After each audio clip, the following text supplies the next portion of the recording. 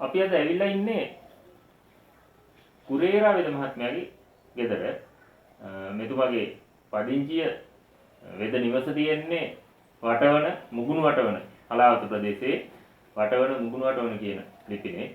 ඉතින් එතුමා හදලා තියෙන ඖෂධ වර්ග කීපයක් පහුගිය කාලේ මේ අවදානම් තත්ත්වයක් එක්ක අපිට බොහොම ප්‍රයෝජනවත් වුණා. ඒක පාවිච්චි කරද්දී හොඳටම දැනුණා මේ සෙම් රෝග අඩු වෙනවා කියලා. ඊටාම පහසුවක්. හිතේ බරගතිය සෙම් රෝග තියෙද්දි පාවිච්චි කරලා බැලුවාම ඒක ඊටාම ප්‍රයෝජනවත් කියලා දැනුණා. ඒ නිසා එතුමා එක්ක අපි සාකච්ඡා කරාම අද අපේ රටේ විශාල පිරිසක් එතුමාගේ ඖෂධය පිළිබඳව පැහැදිලිමෙන් කතා කරනවා, ඒක භාවිතා කරලා තියෙනවා, ඒකෙන් පහසුවක් අත්කරගෙන තියෙනවා කියලා තොරතුරු අපිට ලැබුණා. ඒ වගේම පහුගිය කාලේ ප්‍රසිද්ධ මාධ්‍යවලත් එතුමා පිළිබඳ ආందోලනාත්මක විදිහට හෙළිදරව් කිරීම වුණා. ඒ නිසා මේ ඖෂධය ගැන ඇතිවෙච්ච පැහැදීමත් එක්ක තමයි අද අපි එතුමත් එක්ක මේ සාකච්ඡා කරන්න ආවේ. ආයිබෝන් මහත්මයා. ආයිබෝන් අපේ මහත්තයා.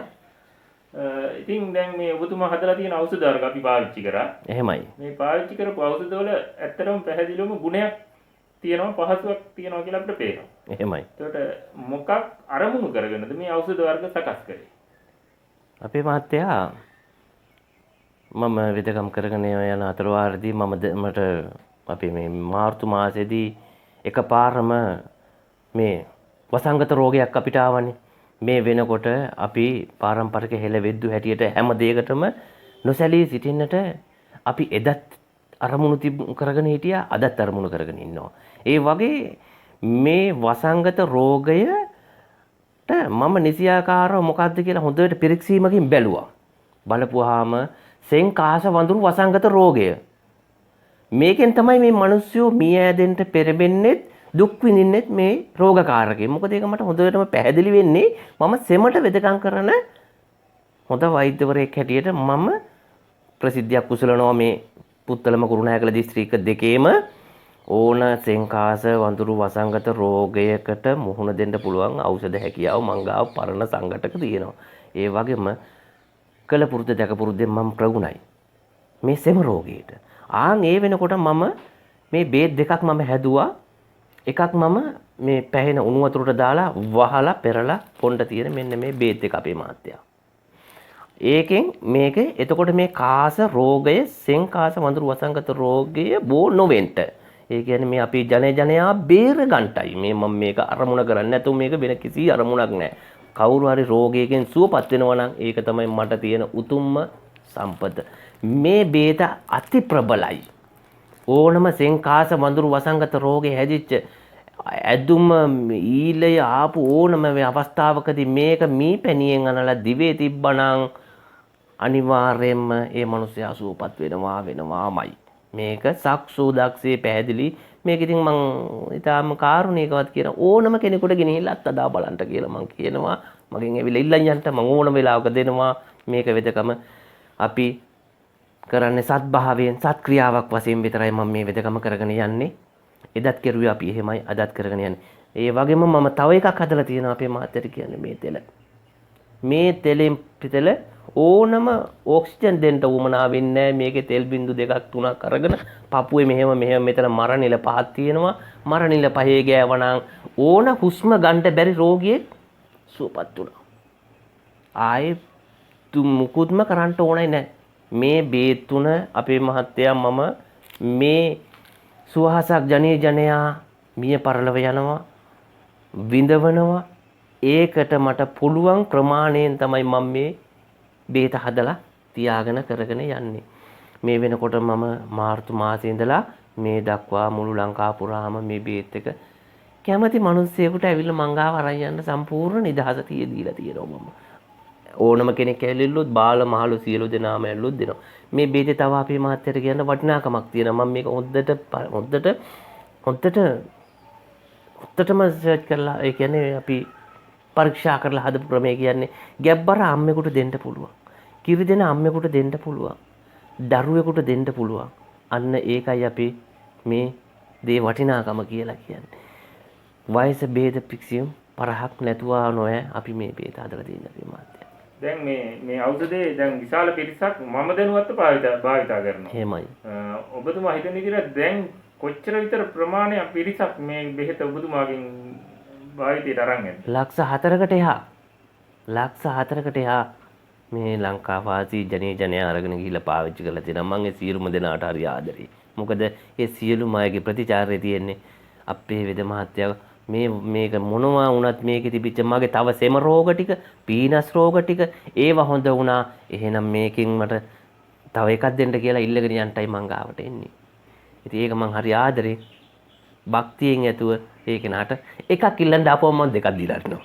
ඇත්ත වශයෙන්ම මේකයි මං මොකද ඒකෙන් මං හරියට සතුටු වෙනවා. මොකද මගේ බේතෙන් එලා දැන් මේ ඔය වසංගත රෝගය හැදිලා අන්තිමට දරුණු වෙලා මිය පරලව ඔන්නේයි මෙන්නේයි හිටපු අය සුවපත් වෙලා දුවගෙන එනවා මං ගාවට. ආවට පස්සේ මං හරි සන්තෝෂෙන් බේත් පැකට් එකක් ඉල්ලගෙන එන්නේ. මම දෙක තුනක් දීලා යනවා මයි පුතේ අරයි යන්න කියලා. මම තෙල් ලවුන්සෙකුත් දීලා යනවා අරගෙන ගිහලා ගන්න කියලා සත පහක් අතයිනකොට.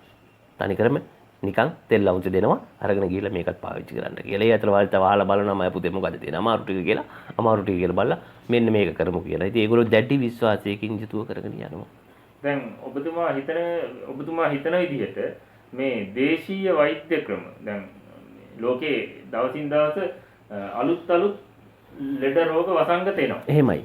ඒ එන එකට මූණ දෙන්න බටහිර වෛද්‍ය විද්‍යාව ඉතා ඉක්මනින් පරිශන කරලා ප්‍රතිකාර ක්‍රම හොයා ගන්නවා.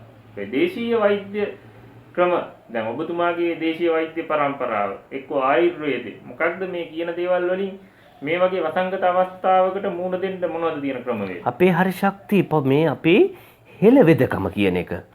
අපේ මාත්‍යට කියන්නේ මේකේ පාරම්පරික ශ්‍රී සිංහලේ හෙළවෙදකම කියලා කියන්නේ ඕනම දෙයකට සැලෙන්නේ නැහැ. මේ වගේ වසංගත තව 10ක් ඉදිරියට ආවත් මං ඊටාම අහිංසකව නිහතමානීව කියන්නේ 10ක් ඉස්සරහට ආවත් මං හැලෙන්නේ නැහැ. මං වෙදකම් කරනවා. ඕනම අද වෙනකොට මේ වසංගත රෝගේ මට පුළුවන් මට්ටමින් ජනයාව සුවපත් කරනවා. ඒ වගේම මේ වසංගත රෝගේ මොනතරම් දරුණු වෙලා ආවත් අපේ මාත්‍යා මම සැලෙන්නේ නැහැ. මොකද සැලෙන්නේ නැත්තේ අපේ නියම හෙළවෙදකම. මේ අපි කොලේ කාලා පොත්ත කාලා ඇට පුච්චගෙන කාලා කොලේ වැදගෙන කාලා මුල් හාරගෙන කාපු අල හාරගෙන කාපු අපි මේ සංස්කෘතියත් එක්ක මේක වෙනස් වෙලා එළියට ආවට හැබැයි අපිට මේ කොලය පොත්ත ඇටේ කියන එකේ අපේ ගුණය විශාලයි. මේකේ වටිනාම දෙයක් තියෙනවා හෙළවෙදකම. නියම හෙළවෙදකම කියලා කියන්නේ 175ක් අපේ මහත්තයා තියෙන්නේ ආහාර රටාව. මේකේ මම මේ අතර වාරදී මම නිකන් ඔය කියලා දෙනවා සුප් එකක් බොන්න කියලා. මුරුංගා කොළ ටිකක් ගන්න, වට්ටක්ක කෑල්ලක් දාන්න, රාබු ටිකක් දාන්න, ඔය නෝකෝල් ටික, රාබු වගේ ටිකක් එළවලු ටිකක් දාන්න. එළවලුවට දාලා හකලා ගම්මිරිසට 10ක් 12ක් විතර දාන්න. තලට දාලා හකලා මුරුංගා කොළේ උතුම් ඖෂධයක් අද්දේ. දාලා සුප් එක හදලා බොන්නකෝ අපේ මහත්තයා. දෙයි හාමුදුරුවෝ අපේ මූණ බලනව නෙවෙයි. මොකද අපි හරි සබහා ධර්මයට අපි අවනතයි. මේ සබහා ධර්මයෙන් පිට අපිට හැප්පෙන්න බෑ. සබහා ධර්මයේ තමයි අපේ මුදුන් මල් කඩ. මේ සබහා ධර්මයට කීකරු වෙලා මම වෙදකම් කරනවා. මගේ අතින් කිසිම රෝගියෙක් සුවපත් වෙන්න තු ඉඳලා නැහැ. එතකොට ඔබතුමාට මේ වෙදකම උරුම උනේ කොයි විදියටද? ඔබතුමා මොන ශේෂ්ත්‍රවලද මේ හෙළවෙදකම කරන්නේ? මගේ પરම්පරාව නම් ඈත අතීතයේ ඉඳලා එන අපේ දුටුගැමුණු මහාදේව රාජෝත්තමයන් වහන්සේගේ ඇවිල්ලා ඊට පස්සේ දස මහා සේනාවේ රිටිගල ජයසේනත්ෝ කියන්නේ මහසොන් දිව රාජප්පච්චිගේ ඒ පරපුර ඇවිල්ලා ඊට පස්සේ සුදලිය අංගම්පුර මඩුවේ මොහන්දිරම් රාළගෙන් පැවතෙන પરම්පරාව. ඒ ඇවිල්ලා අපේ සුදලිය පරපුර අවසන් වෙන්නේ අපේ සීයප්පච්චිගේ අම්මගේ. ඊට පස්සේ තමයි අපිට මේ වාසකම් වෙනස් වෙන්නේ. මගේ සීයප්පච්චි හරි දරුණුයි. සීයප්පච්චි මේ ලොකු වෙදකම කෙරුවේ. ලොකු වෙදකම කියලා කියන්නේ ඒක චූටි විස්තරයක් මම අපේ මහත්තයාට කරන්නම්. මොකද නියම හෙළවෙදකම කියලා කියන්නේත් අපි වසංගත මීට වැඩි 100ක් ආවත් අපිට ඒ 100ටම වරුදු දෙන්න මං ඖෂධ හදන්න මම දන්නවා. මොකද නක්ෂාස්ත්‍ර, නාඩි, නිල, දේහ, මන්ත්‍ර, බුලත්, ඖෂධ, ඇට, ටිබ්බක්ම නඟු නව වෙදකමයි. මේ නව වෙදකමින් අංග සම්පූර්ණ නම් වෙදකම් 9ම දන්නව නම් නියම හෙළවෙදකමේ හැප්පෙන්න පුළුවන් අපේ මාත්‍යා කරන්න බැරි එකම දේ ගෑණියෙක් මිනිහෙක් කරන්නයි මිනිහෙක් ගෑණියෙක් කරන්නයි විතරයි. මොන වසංගත 10ක් එන්න කියන්නකො. මම වෙදකම් කරනවා. මට වැදගත් මම කිසිම දෙයක හැලෙන්නේ නැහැ. ඒ හැදෙන්නේ නැති එක. මොකද ඒක එදා අපේ පරම්පරාවේ ආපු දේ. ඒ ඇවිල්ලා මගේ ලොකු අප්පච්චි ඊට පස්සේ අප්පච්චි ඊට පස්සේ අප්පච්චිගෙන් තමයි මම මේ ශාස්ත්‍රය අතර අරගෙන කරගෙන එන්නේ. ඉතින් එදා ඉඳලම මම මගේ මම කියන්න ලැජ්ජ නැහැ. අඹුඩේ ගහලා කොණ්ඩේ බැඳපු මගේ අප්පච්චිගෙන් තමයි මම මේ ශාස්ත්‍ර වෙදකම ඉගෙන ගත්තේ. හැබැයි ඒ හින්දා මට අද හැප්පෙන්න පුළුවන් ඕනම ලෙඩෙක් රෝගියෙක් එක සුවපත් කරන්න බෑ කියන රෝගීන් ඉන්නවනේ. මං හරි ආදරෙන් මම ඒකේ අයට විශේෂයෙන් සැලකිලිම දක්වලා මම වෙදකම් කරනවා දින තීන්දුවක් දීලා අපේ මහත්තයා. දැන් එතකොට ඔය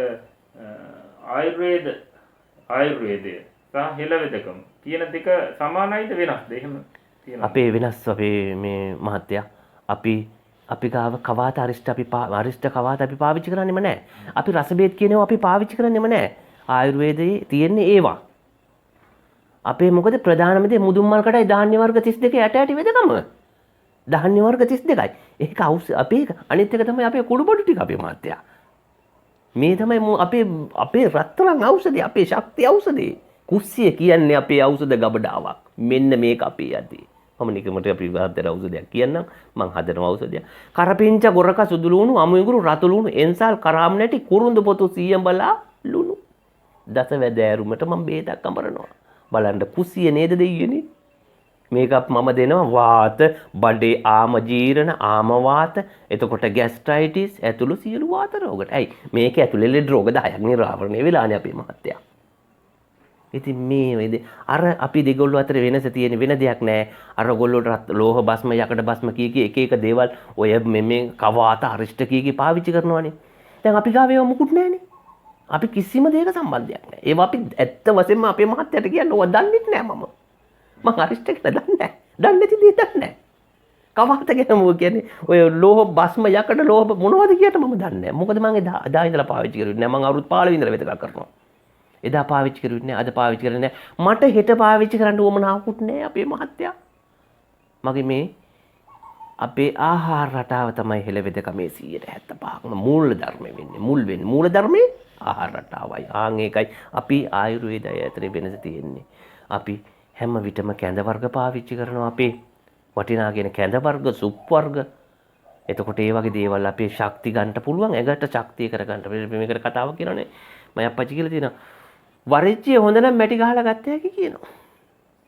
ආන් ඒ වගේ දෙයක් තියෙනවා. මේකෙදි ගෑනු අපේ එනකොටම හෙළ වෙදකම කියලා තව දෙයක් කියන්නේ ඒ වෙලාවට අපි ගාවට ඉඳ ගන්නවා රෝගියෙක් ඉඳගත්තු ගමන් අපි නිල බලනවා. නිල බලලා නිලේ අණුව තීරණය කරනවා මෙයාට ලියන්න ඕන දෙන්න ඕන ඖෂධ ටික. ඒ අණුව තමයි ඒ වෙලාවට ඒ ඖෂධ ටික යොදවන්නේ.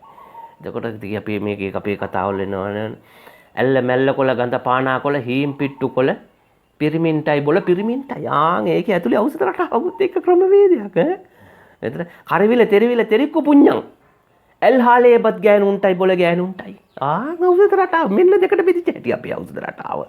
ගෑනු අයට ඒ කාලේ අපේ බත් දංකුඩ කියන්නේ රත්තරන් ඖෂධයක්. රත්තරන් ඖෂධයක්. මේකෙන් ඉනටියට හොඳ උතුම් ඖෂධයක් ගර්භාෂයට හොඳ ಔಷಧයක්. දරු පරපුර අපේ પરම්පරාව වඩන්න හොඳ ඖෂධයක්. නිරෝගී දරුවෙක් බිහි කරන්න අම්මට උතුම් ඖෂධය. ඒක තමයි දරුවා ඒ කාලේ අම්මලා දෝනියන්ට බත් දංකුඩ දුන්නේ. ඒ වගේ රත්තරන් එදා 10 15 අපේ දුවා දරුවෝ හැදුනා. අද නිකමට පුංචි පවුල රත්තරන් අනේ ඉවරයි අම්මා. අද නෙවෙයි මට දුකයි ඒ ගැන අපේ මාත්‍යා.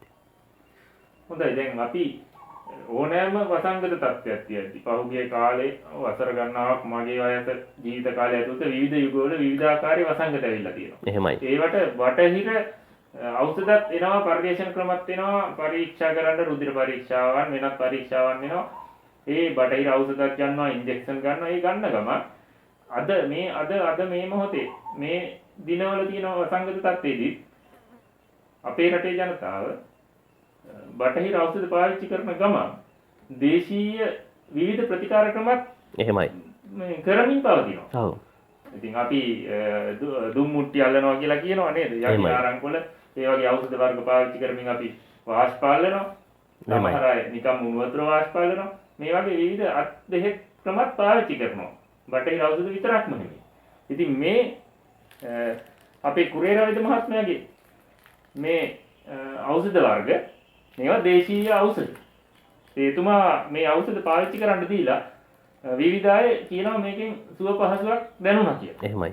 එතකොට මේ ඖෂධ පාවිච්චි කරන ගමන් යම් කිසි නිදාගත රෝගයකට බටහිර ඖෂධ පාවිච්චි කරන කෙනෙකුට මේ ඖෂධ පාවිච්චි කිරීමෙන් යම් නරක බලපෑමක් ඇති වෙන්න ඉඩ තියෙනවා. කවමදාකවත් නෑ අපේ මාත්‍යා. මේ වෙනකොට මේ හෙළ වෙදකමේ බටහිර වෙදකමයි අතරේ කිසිම වෙනසක් නෑ. මොකද ඒගොල්ලෝ දෙන ඕනම බේත් පෙත්තකුත් එක්ක මේ ඖෂධ පාවිච්චි කරන්න පුළුවන්. මොකද මේකේ තියෙන්නේ අපේ ආහාර රටාව අපේ මාත්‍යා. මේ බේතක් නෙමෙයි තියෙන ආහාර රටාවක්. මේක ආහාරයක්. අපේ පානයක්. මේකේ තියෙන ඉඟුරු ගම්මිරි මේක බලන්නකො.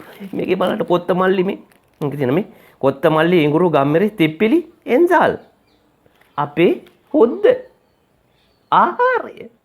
මේක අපිට මේ ආහාරය ඕන බටහිර බේතක් බොන ගමන් ඕනම බටහිර බේත දීර්ඝකාලීන අපි කිමු මේ අන්ත මේ වකුගඩු රෝගයකින් හරි මොකකින් හරි පෙළෙන කෙනෙකුට උනත් මොකද්ද මේක බොන්න පුළුවන්. ඇයි? ආහාර රටාව.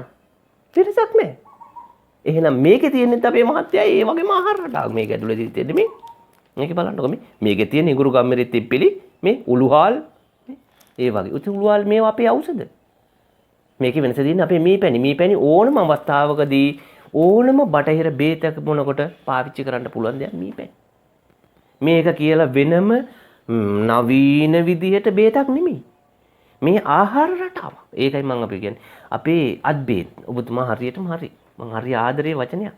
අද්බේත් කියන එක එදාන් අපේ ගමේ හිටිය අපේ අම්මලා තාත්තලා සියලුම දෙනා වෙද්දු. මොකද පොඩ්ඩක් වුණා නම් මේ චූටි දෙයක් ගත්තා තලුවා දුන්නා. බඩේ අමාරුව නම් ගෑව සස්සඳ මුල උර ගෑව දිවේ තිබ්බා. සාදිකා ගෙඩියක් ගෑව උර ගෑව දිවේ තිබ්බා. ඊයේ මට කිව්වා මේ කෙනෙක් සාදිකා ගෙඩිය දිවේ කිව්වම බඩේ අමාරුව වෙලා නේද වෙතවද? මං කවර අත්තරන්නේ. හොඳයිනේ. කියලා ඒ වගේ. වැටුණා නම් කවුරු හරි වැටිලා හම්බුණා නම් කඩාගත්ත එරුඬුවත් ඇවැක් කිරුවා කියලා. ඔළුව පැලුණා නම් දැම්ම දුම්මුල ටික. ඇහි අමාරුව නම් මෙහෙම කරලා තුත්‍රිකා සූර්ලා ගත්තා නගරට තිබ්බා. ඇස් චුට්ටක් දැවිල්ල ගත්තා නම් අපේ රත්තරන් ඖෂධයේ දෙලුංගායේ කොළ ටිකක් ගත්තා තැම්බුවා හේදුවා. මේ එනකොට ඒ වගේ අපේ නිකමට ගන්න කොල්ලු ගන්න හැටි නැතු යන්න අස්සයට දෙනවා. දුවන්ට මම අපච්චි අස්සයගේ පිටේ ගියේ. වාහනේ තිබුණේ නැහැ. මගේ අස්සයා හිටියා මගේ ගාලේ ඉතින් මමත් යනවා ඉතින් මම තමයි ගියේ. මම ඒ අස්සයට තම කොල්ලු දෙන්නේ මම. ඉතින් හැටි නැතු යන්න. ඊට පස්සේ මම ඕක මොකද කරුවේ? ඊට පස්සේ ඕකේ කොයි අස්සයට තම්බන එකෙන්ම මමත් අවසර වෙනම ටිකක් අරගෙන මම මිටකුත් තම්බලා මම බොනවා. අනේ බීලා බලපුවාම හොඳට චවි ශක්තිය. ඇයි? එතන බලන්න අපේ ඖෂධයක් ධාන්‍ය වර්ග 32 වටිනාකම. අපේ මාත්‍යා. හොඳයි. මම හිතන්නේ අපේ සාකච්ඡාව ප්‍රමාණවත්. ඇත්තටම විවිධ ලෙඩ රෝග විවිධ කාලවල පැතිරෙනවා. එතුමා පරම්පරාවෙන්ම වෛද්‍ය ශාස්ත්‍රයට කියන්නේ දේශීය වෙදකම හෙළ වෙදකම හදාරපු ඉගෙන ගත්ත ඒ පරම්පරාවෙන් එක උරුම වුණ කෙනෙක්. අපි හැදුනේ ඊටාම ග්‍රාම්‍ය ප්‍රදේශවල ගම්වල මේ ගුරුනෑල දිස්ත්‍රික්කයේ වන්නිහත්පත්වේ. ඉතින් අපේ හැම ගම්වල අපි හැදුන ගම්වල හැම ගෙදරකටම තිබ්බා පරම්පරාවෙන් උරුම වෙච්ච එක වෙදකමක්. ඔව්. එක ගෙදරක හන්දි වෙදකම උඩුක්කොට වෙදකම් කරනවා. තව ගෙදරක අක්ෂි වෙදකම කරනවා. තව ගෙදරක දත් කැක්කුමට වෙදකම් කරනවා. හැම ගෙදරකම අර අපේ එතුමාත් කිව්වා වගේ හැම ගෙදරකම තිබ්බා වෙදකම. තිබුණා. ඉතින් මේ දේශීය වෙදකම් අද්භේද ක්‍රම ඒවා අපි කුඩා කාලේ භාවිතා වුණා. ඒ වගේ නරකක් උනේ නැහැ කියලා දන්නවා. හැබැයි එහෙම කියලා විවිධ යුගවල රජයේ නඳුන්වලා දුන්න ඖෂධ ක්‍රම ප්‍රතික්ෂේප කරේ නැහැ. ඒවත් බාරගත්තා. ඒ නිසා මම නම් හිතනවා මේ බෙහෙත් ඖෂධ අපි පාවිච්චි කරලා බැලුවා. අපි ආසාදනය වෙලා හිටියේ නැහැ කිසිම රෝගයකට.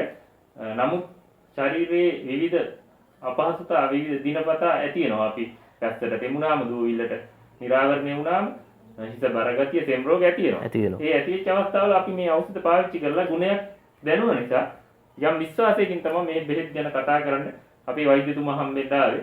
ඉතින් එතුමාගෙන් අපි ගොඩක් දේවල් දැනගත්තා. එතුමා රෝගියෙක් පිළිබඳ දක්වන කාරුණික භාවය ගැන අපිට බොහොම පැහැදිලිමත් තියෙනවා.